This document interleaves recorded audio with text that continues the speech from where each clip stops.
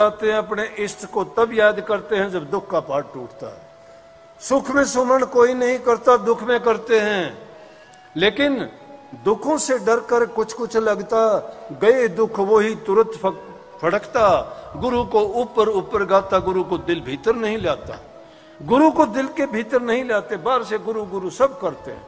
कितनी संगत आई है, कितनी संगत आई है, गदगद है हम भी देख के, बहुत लोग आए। लेकिन कितने ऐसे हैं जो नेक रास्ते पर चलते हैं, कितने ऐसे हैं जो गुरु के नियम को पालते हैं। अगर इतने लोग मानना शुरू कर दें और इतने ही लोग साफ हो जाएं तो ये तो पूरी दुनिया को तैर देंगे, एक आध आदमी की बात नहीं है। लेकिन होता क्या है, यहां से जाने के बाद घर में ही ये तो लड़ाई झगड़ा शुरू कर देते हैं। घर में ऐसे हालात में घर छोड़ के आए और वापस जाते ही तुम्हें वही बातें फिर आपस में लड़ाई झगड़ा, निंदा चुगली बुराई, एक दूसरे की टांग खिंचाई, ये सब की सब बातें क्या करेंगी, मन की शांति को हर लेंगी। जहां शांति नहीं है, जहां प्रेम नहीं है, जहां मन के खटपट नहीं मिटती है, वहां कहां से प्रभु का नाम होगा। इस दिल के अंदर तो हमने वो कचरा इकट्ठा कर रखा है दुनियादारी का, निंदा का, बुराई का, चुगली का, कपट का, धोखे का, छल का, बेईमानी का। अरे वो चीजें जब हमारे हृदय में भरी पड़ी हैं, किस प्रकार से वहां नाम तो बड़ी पवित्र चीज है। उस पवित्र चीज को रखने के लिए सबका एक जैसा नहीं, एक घर से आए हैं, एक ही देश में रहते हैं, लेकिन फिर भी हमारे विचार भिन्न भिन्न हैं। संत जो पाठ पढ़ाते हैं उस पाठ को अगर हम पढ़ लें, उनके जो भाषा है वो एक ही भाषा है, वो मार्ग भी एक ही है, अनेकों रास्ते से उस पर चलने का प्रयास किया गया है। परंतु इंसान समझता है दुनिया के पदार्थ अच्छे हैं। जैसे कबीर साहब ने कही थी ना कि भाई वो खावन खर्चन में तो बहुत अंतर है, लेकिन एक खिलावे साध को और एक मिलावे छार। जो साध को खिलाता है वो तो धन्य हो जाता है। एक बीज बोते हो लाखों बीज पैदा कर देते हैं। चाहे वो पाप का बीज बोते हो वो भी लाखों पैदा होंगे, पुण्य का बोओगे वो भी लाखों होंगे। अगर तुमने एक बीज बोया लाखों दाने प्राप्त करते हो। इसीलिए क्यों नहीं अच्छे काम करें कि जिससे हमें सुख शांति मिले। और गुरु को ऊपर ऊपर से गुरु गुरु करने की बात नहीं है, अंतर में उनके विचारों को, उनके ख्यालात को, उनके सिद्धांतों को जिंदा रखो। जब भी जीवन में कभी जरूरत पड़े तो उन बातों को सोचो, क्या गुरु ने इस काम के लिए इजाजत दी थी? अगर दी थी तो सही है, अगर गुरु ने इजाजत नहीं दी तो ये काम हमारे योग्य नहीं है। और गुरु की बात मान सब लीजिए, हानि होए तो होने दीजिए। अगर हानि होती है तो होने दीजिए, तुम्हारा कुछ नहीं घटता। एक विचार मन में रखा करो कि भीख मंगाई तो मेरा क्या घट जाई और राज दिलाई तो मेरी कौन बढ़ाई। अगर हमें राज भी मिल जाता है तो हमारी क्या बढ़ाई है, सतगुरु ने दिलाया है। आज हम धड़ेले से कह सकते हैं हमारा जीवन ये हमारा जीवन नहीं है। मैं बताता हूं एग्जाम्पल, मेरा ही दे के बताता हूं, क्यों औरों की बात कहूं। ये मेरा जीवन नहीं है। मेरा जीवन होता दुनियादारी के सारे कर्म करता था मैं। आज अगर उन बातों को छिपाऊं, कैसे छिपेंगी। संसारी आदमी था, गृहस्थी आदमी था, समाज में रहता था। समाज में जो कुरीतियां थी, जो पाप कर्म थे, वो जाने में अनजाने में, ऐसी उम्र होती है बिना समझाए होते हैं वो काम। हमसे भी हुई गलतियां, और वो गलतियां हुई, लेकिन गुरु की शरण में आए। क्या कही संतों ने कि कोटि पाप कमाए कर गुरु की शरण में जो चला जाता है और गुरु उस पर नजर मेहर की कर देता है तो एक क्षण में सब पापों को धो डालता है। लेकिन गुरु की शरण में दृढ़ होके जाए वो, ये नहीं कि जहां लालच दिखे वहीं फिसल जाए, ये नहीं कि अपनी संसारी पदार्थों की चाह के लिए जाए, ये नहीं कि हमारे सुख सुविधा के लिए जाए। नहीं, संतों के पास जाओ, अपना सब कुछ त्याग के चले जाओ। और जो सब कुछ त्याग देता है उसको सब कुछ मिलता है, और जो सब कुछ रखना चाहता है उसका सब कुछ छिन जाता है। सबका छिनेगा, आपका भी छिनेगा। कुछ भी साथ लेके नहीं जाओगे। नंगे आए थे नंगे जाओगे, नंगे आए थे पैदा हुए जब कुछ नहीं था, और जाओगे जब भी सब कुछ उतार लेंगे। एक चीज भी बदन पे नहीं छोड़ेगा कोई भी। तो जब यहां से कुछ लेके नहीं जाना, फिर क्यों ऐसे पाप कमाते हैं, क्यों जुल्म करते हैं, क्यों जीवन को बर्बाद करते हैं।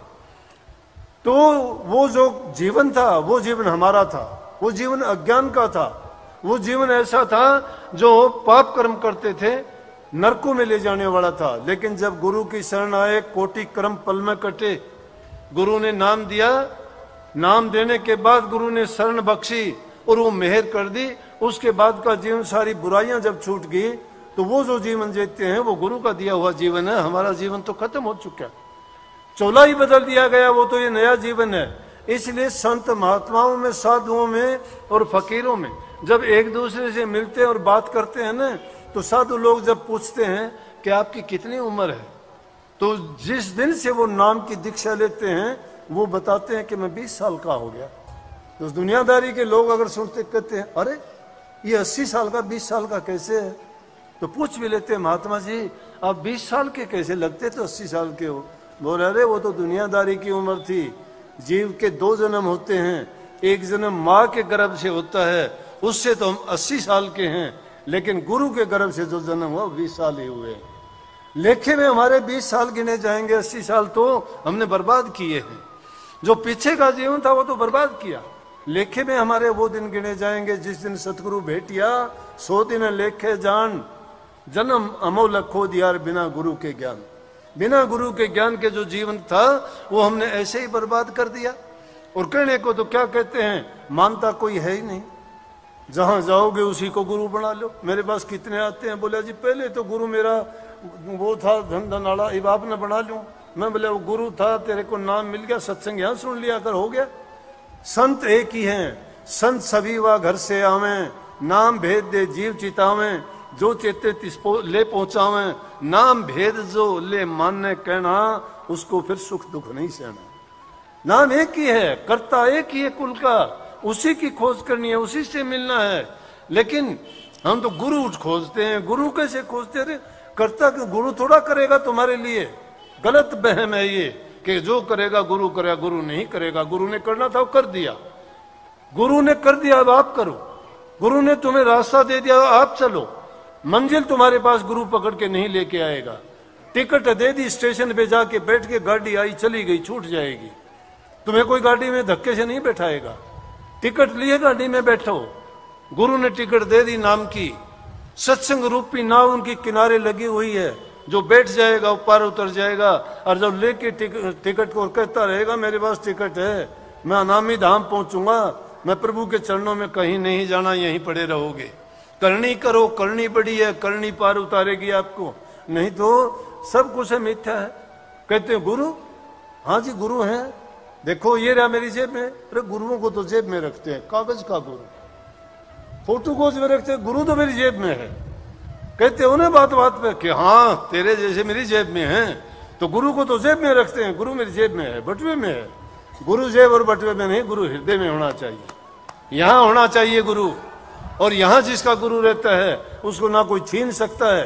कई औरतें माई बाई आके कहती हैं मेरे घरवाले ने शराब पी के आपका फोटो पाड़ दिया। मैं कागज पाड़ा होगा, कागज पाड़ा होगा, मैं साबत बैठे, फिर रोना धोना किस बात का। और फिर कागज के गुरु से इतना प्यार क्यों करते हो? ये 6 फुट का बैठे, इसे किया करो। अरे फिर उसको भी छोटो, उसको अपने हृदय में न किसी को दिखाई नहीं देगा, ना वो दिखाई देगा किसी को, और ना कोई भय रहेगा तुम्हें। उसको हृदय में बैठा लो। जिसने हृदय में बिठा लिया उसके सारे काम संवरते हैं। हृदय में बिठाते नहीं, बारी गुरु से झगड़ा करते हो, मुकदमे करते हो, लड़ाइयां करते हो, सहन गया मन का गया। अरे क्यों बेकार की बात करते हो? तुम्हारे पास है, ये किसी को दिखाने की वस्तु नहीं है। जिसने भी उस नाम को पाया, कमाई की, वही गुम हो गया, किसी ने दिखाया नहीं, किसी को बताया तक नहीं, वही अनजान बन गया। बोले कि भाई मुझे नहीं पता, मैं तो जानता नहीं। परमात्मा जानना है, वो यहां भी है, अभी भी है, यहीं बैठा है, सबके पास बैठा है, एक नहीं, उसके अनेकों रूप है। ये सूर्य यहां दिखाई देता है ना आपको, ये अमेरिका में भी है, ये जापान में भी यही है। और कितने घड़ों में पानी भर दो, उनमें सब में दिखाई देगा यही है। रूप भी वो परमात्मा इसी प्रकार से, वो सर्वदेशी भी है और एक देशी भी है। एक देशी को अपने पास में रख लो, सर्वदेशी को रहने दो कहीं भी, उसको याद करने की भी जरूरत नहीं है। नेक काम करो, नेक रास्ते पे चलो, भलाई के काम करोगे, तुम्हारे हृदय में दया प्रेम होगा, और वहीं तुम्हारा इश्क गुरु से इश्क मोहब्बत और प्रेम गुरु से तुम्हारा पक्का जब होगा तो समझ लो कि आपको जरूरत ही नहीं है।